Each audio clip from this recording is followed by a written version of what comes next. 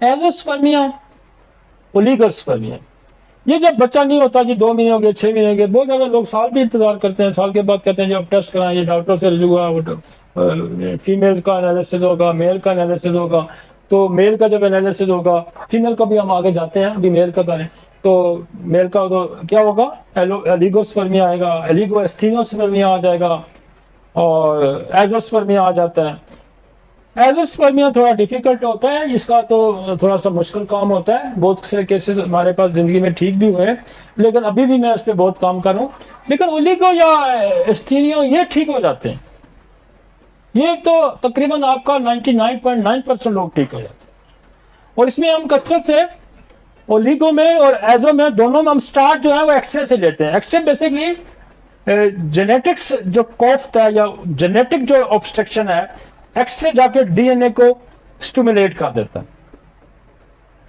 और अगर आप उसका और कोई कॉजेटिव फैक्टर कोई फैमिली के अंदर देखें, आप अगर गौर से देखें जो इस वक्त हमारे पास इंसानों की रेस है, शक्ल है, जो नस्ल है, उसमें आपको बहुत ज्यादा साइकोसिस मिलेगा, बहुत ज्यादा साइकोसिस मिलेगा। आप जिस मरीज, एक नहीं दूसरा, जिसको भी देखें उसके नेट पे, उसके कहीं ना कहीं आपको वार्ड्स नजर आएगा। ये असरे हाजिर के आप डॉक्टर हैं और ये आपकी नजर ही नहीं है इस पे। चाहे जोड़ों का दर्द है, चाहे इंपोटेंसी है, चाहे इनफर्टिलिटी है, चाहे कैंसर है, चाहे ट्यूमर है, चाहे कुछ भी है, आप कॉजेटिव फैक्टर जो मियाज़मेटिक कॉजेटिव फैक्टर है, आप उसको कंसीडर ही नहीं कर रहे, आप उसको अहमियत ही नहीं दे रहे, आपका कोई केस नहीं ठीक होगा। छोड़ दें लिगोस्पर्मिया, आपको जोड़ों का दर्द नहीं ठीक होगा, उसका पेट दर्द भी नहीं ठीक होगा, उसका सर दर्द नहीं ठीक होगा। अब गौर तो करें कितना बड़ा पड़ा है साइकोसिस। अब गौर तो करें कितनी बड़ी पड़ी है ट्यूबरक्लोसिस, कितना बड़ा पड़ा है सिफिलिटिक। मैं तो एक मियाज़मेटिक नई जो इसको मैं खोलने लगा हूं, मियाज़म को मैं तो आपको सैकड़ों मियाज़म देने लगा हूं। मैं अपने कोई एक सीरीज शुरू करने लगा हूं कि हमने तो बहुत सारे मियाज़म पकड़े हैं भाई। हम कहते हैं, उसने जो हमें कॉन्सेप्ट दिया है हनीमन ने, उसने कहा कि व्हाट इज द मियाज़म, मास्टर सोरा की, उसने कहा कॉम्प्लिकेशन ऑफ बैक्टीरिया है। भाई मियाज़म तो कॉम्प्लिकेशन ऑफ बैक्टीरिया है, मियाज़म तो कॉम्प्लिकेशन ऑफ वायरस है, फंगल है, पैरासाइट है। भाई आपका टाइफाइड की अगर आप कॉम्प्लिकेशन देखें तो अगर उसकी अगर कॉम्प्लिकेशन देखें, आप टीबी की कॉम्प्लिकेशन देखें, आप एच पाइलोरी की कॉम्प्लिकेशन देखें, कैंसर तक बना रहा है। तो ये सारे जो हैं बेशुमार मियाज़म है जो हम लोगों को बताएंगे कि इसकी पूरी एक सीरीज है कॉम्प्लिकेशंस की। जाके हम 2 मियाज़म को भी नहीं समझ पा रहे अभी तक, हमारे लोग 2 मियाज़म को भी अभी तक नहीं समझ पा रहे।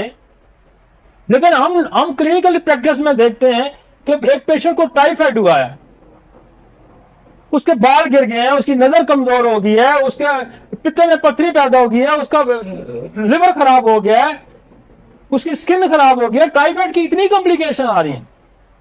इसी तरह एच पाइलोरी है, वो स्टमक की गैस्ट्रिक से लेकर स्टमक का कैंसर तक बना रहा है, तो ये भी तो मियाज़म है।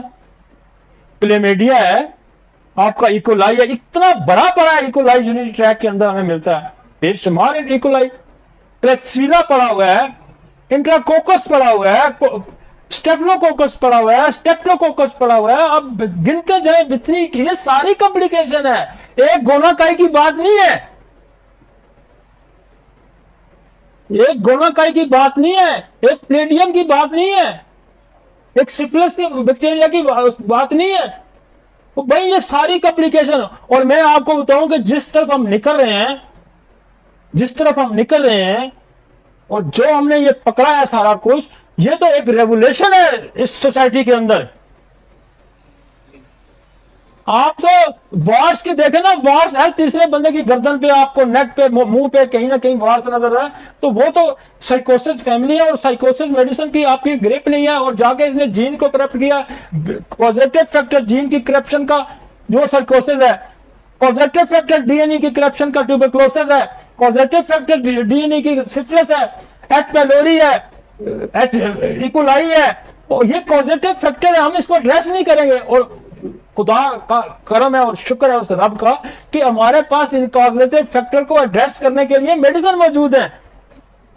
जब किसी दूसरी साइंस के पास, साइकोसिस को दूर करने के लिए किसी दूसरी साइंस के पास मेडिसिन नहीं है भाई, एक एलिमेंट है।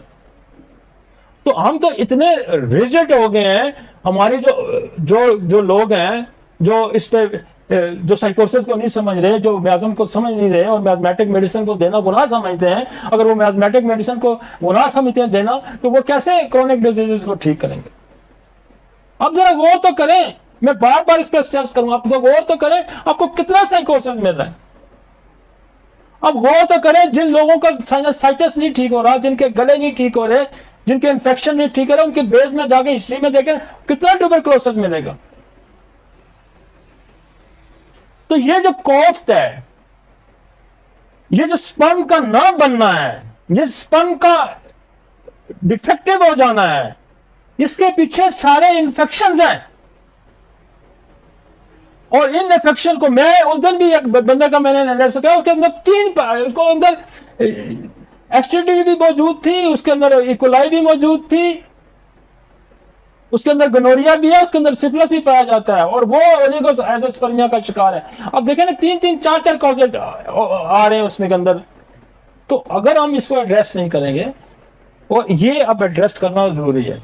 आपके पेज जो ठीक हो रहे हैं उसकी वजह ये ठीक हो रहे हैं, ठीक है, आपके पास सोनिक मेडिसिन है, आपके पास बड़ी वसी फील्ड है, आपके पास कॉन्स्टिट्यूशनल मेडिसिन हैं, आपके पास कॉजेटिव फैक्टर के मेडिसिन मौजूद है, आपके पास बैक्टीरियल मियाज़मेटिक मेडिसिन आपके पास मौजूद है। तो आपके पास तो मेडिसिन की बड़ी तादाद है, आपके पास पॉइजन की एक बड़ी रेंज है मेडिसिन की। तो होम्योपैथ जो है, अगर वो आंखें कान खोल के और उसके पास अगर तालीम हो, एजुकेशन हो, तो दुनिया में ये इस वक्त इससे बेहतर साइंस ही कोई नहीं है।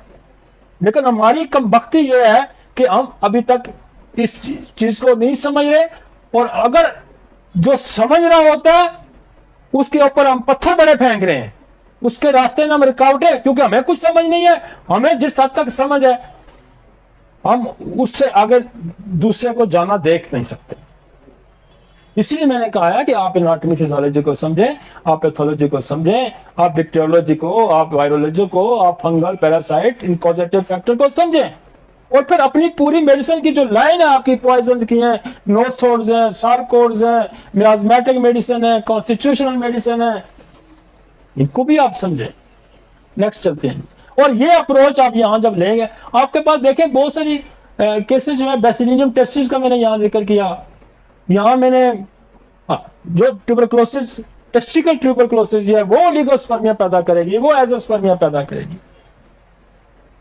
तो उसमें आपकी फास्फोरस दवाई है, उसकी आपकी बेसिलियम टेस्टिस दवाई है, उसकी आप एक्सरे दवाई है। तो ये इन दवाइयों का आप इस्तेमाल